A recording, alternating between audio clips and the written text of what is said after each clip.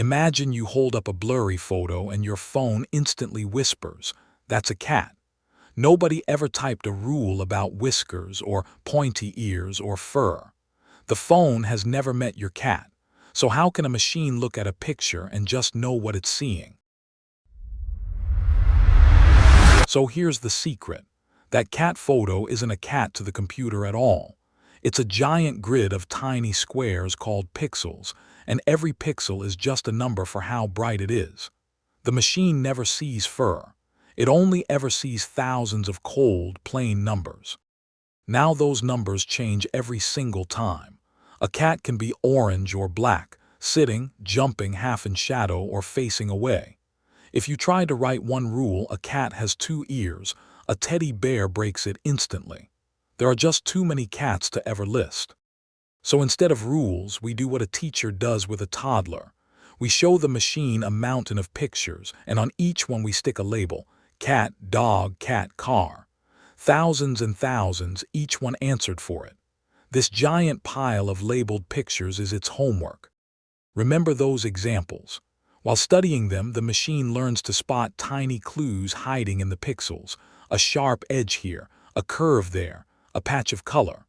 On its own, it discovers that whiskers are thin, straight lines and an eye is a little dark circle.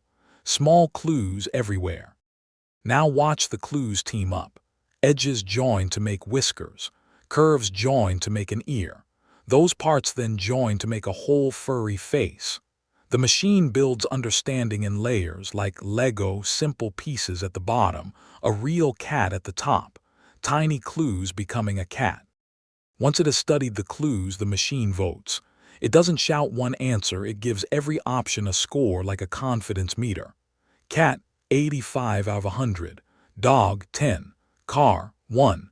The tallest bar wins, so this picture, it decides, is almost certainly a cat. But here's the twist. On its very first day, the machine is hopeless. It hasn't learned the clues yet, so it basically guesses at random. It looks at our proud cat and confidently announces dog. A big, embarrassing, completely wrong answer. Every learner has to start somewhere. So how does it ever improve? We compare. The machine guessed dog, but the label says cat. The gap between its guess and the truth is its mistake, its error. We measure exactly how wrong it was. A big gap means a big lesson waiting to be learned. Then comes the magic step. Knowing its error, the machine gently nudges every tiny clue: trust whiskers a bit more, trust that color a bit less. Just a small tweak each time. Then it tries the next photo, slips up and nudges again. Mistake, nudge, repeat. Do that over millions of photos and something wonderful happens. The error, once huge, shrinks lower and lower. The dog answers fade away and the cat answers grow strong. Round after round, the machine is quietly tuning itself until its guesses finally start matching the truth. Now the true exam. We hand it photos it has never ever seen before, not from its homework pile. A new cat, a new room, new lighting. If it still says cat, it didn't just memorize answers. It actually learned what makes a cat a cat.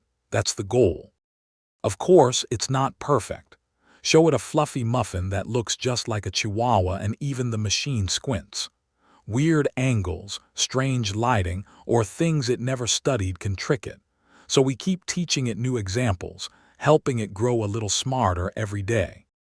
And once a machine can sort pictures, it quietly helps you all day. It unlocks your phone with your face, finds every beach photo in your gallery, lets self-driving cars spot a stop sign, and even helps doctors flag a worrying scan. One simple idea working everywhere. So let's rewind. A photo becomes numbers. The machine hunts for tiny clues, stacks them into a cat, makes a guess, checks the answer, and nudges itself millions of times until it's right. No rules, just practice. That, in the end, is how a machine learns to see.